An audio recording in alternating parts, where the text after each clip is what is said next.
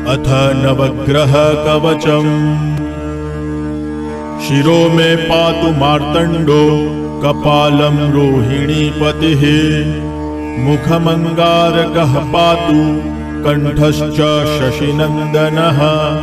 बुद्धिं जीवः सदा पातु हृदयं भृगुनन्दनः। जठरं च शनिः पातु जिह्वां मे दितिनन्दनः। पादौ केतुः सदा पातु वाराः सर्वाङ्गमेव च। तिथयोष्टौ दिशः पान्तु नक्षत्राणि वपुः सदा।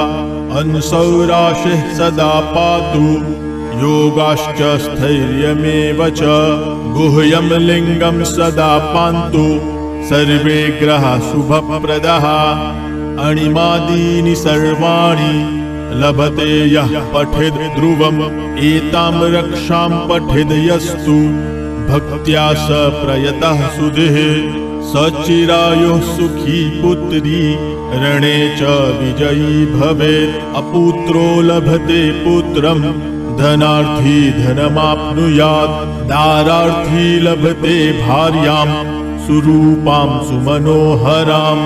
रोगी रोगात् प्रमुच्येत बद्धो मुच्येत बन्धनात्। जले स्थले चान्तरिक्षे कारागारे विशेषतः। यः करे धारयेन्नित्यं भयं तस्य न विद्यते। ब्रह्महत्यासुरापानं स्तेयं गुरुवङ्गनागमः।